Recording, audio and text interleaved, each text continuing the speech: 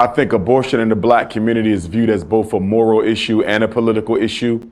For me, it's more about the politics than the morality, because when you view it from a moral perspective, that leads to condemnation and it leads to judgment. And I don't think that really benefits us as a people. It is not my place to tell a woman what to do with her body, but at the same time, as Africans, we are fundamentally a pro-life people, because we understand that when you give birth, that is the reincarnation of an ancestor. That is a life coming to this world with a specific purpose given to it by the Supreme Almighty God. So we have to look at it from the spiritual perspective. You're actually stopping the destiny of the universe and the destiny of the black race by aborting that child. With that being said, if you have a young sister who doesn't have any family support, you have a young sister who's the father of her child isn't interested in being there, he don't want the child. You have a young sister dealing with poverty and people are constantly telling her that you don't want to have a baby this early. And then you look at the reality that young mothers tend not to graduate high school on time, if at all.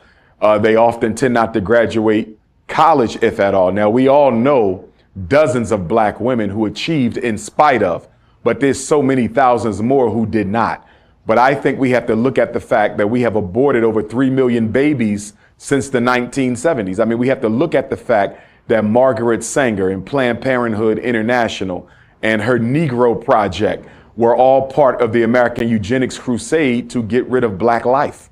It's no secret that 75% of Planned Parenthood abortion centers are located within close proximity to black communities. Even when you look at what Planned Parenthood is doing in the Caribbean, what they're doing in Africa, if you look purely at the numbers.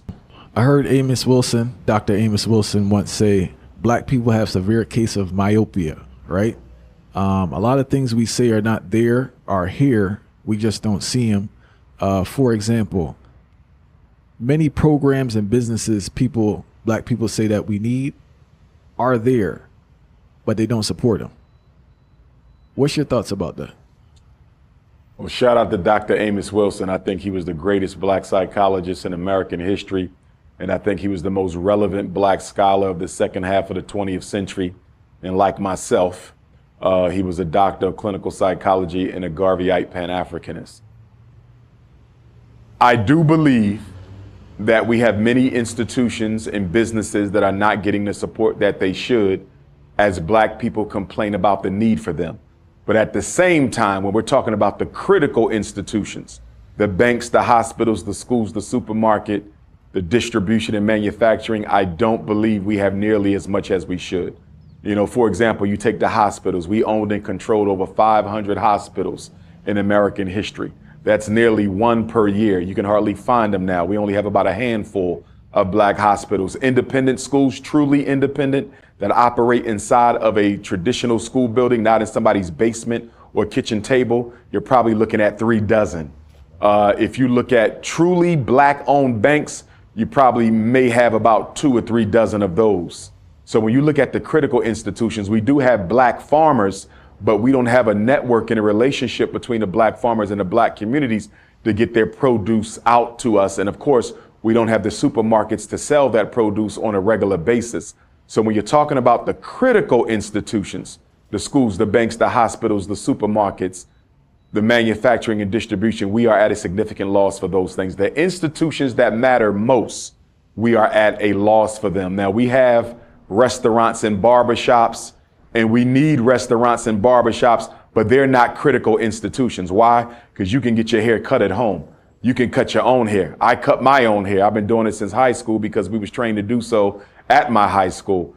So you can live without a beauty salon. You know, women can do hair in the house. You can live without a restaurant. You can cook your own food in the house. So, you know, although they're good to have, they're good conveniences, they're not necessities. Hospitals save lives. Banks invest and build communities. Supermarkets, you know, build the family, build the body, take care of the dietary nutritional needs. Schools prepare the children.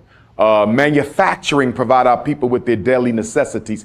Distribution provides jobs and allow black people to get the things that they need around the planet.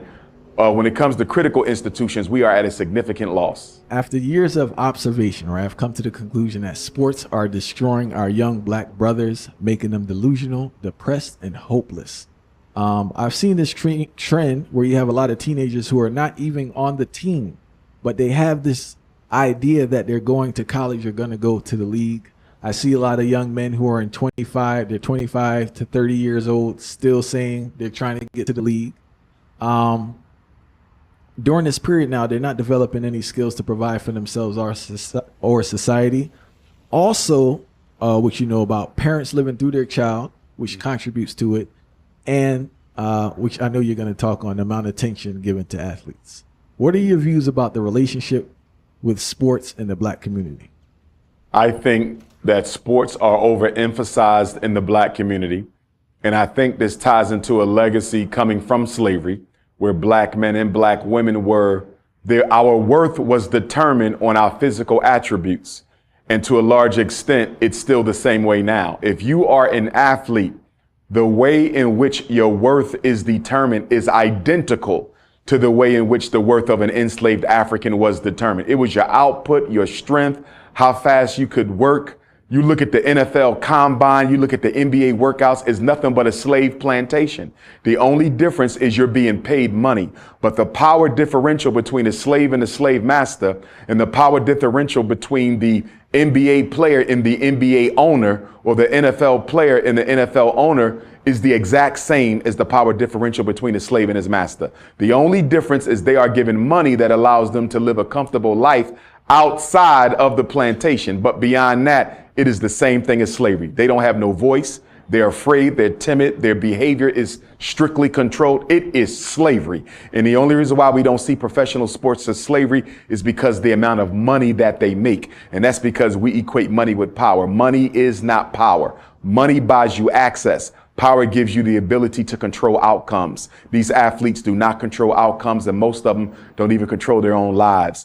I also think that we have to look at the fact that the black community overvalues sports and athletics, and we undervalue academic excellence. The child who gets straight A's and B's, the child who's mentally gifted, the child who aced his SATs, the child who's in the top 1% smartest children, best reading scores, math scores, science scores, language scores, they will never get the attention of the basketball standout, even if he's an academic failure. They will never get the attention of a football standout, even if he's an academic failure. He could be failing 3 classes and he's still going to get a big trophy at the end of the year for helping them go to the playoffs or win the playoffs. He may have no future after he leaves that school that year, but because he won the championship, got us a trophy, we're going to put him on a pedestal. But the kid who's likely to come up with a cure for cancer, sitting right in his classroom, is not even going to be mentioned.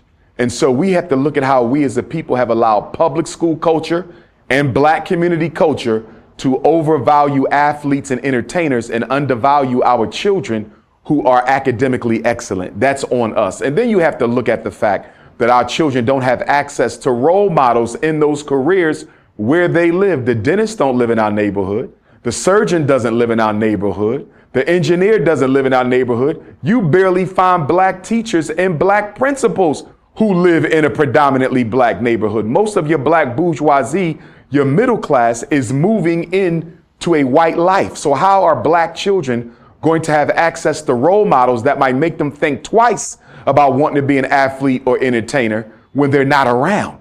They're going to gravitate to what they see. And what do they see in their neighborhood? Aspiring rappers and aspiring entertainers and athletes. And what do they see on the television? Rappers who made it and athletes who made it. So whether they're outside on the street or in the house watching YouTube, all they see is black men who overvalue athletics and entertainment, even though these are low potential careers. And what I mean by that is the likelihood of you becoming rich or wealthy or being good enough in athletics or entertainment to live comfortably off it is very slim. You have a greater chance of being struck by lightning than you do of becoming a professional athlete or entertainer.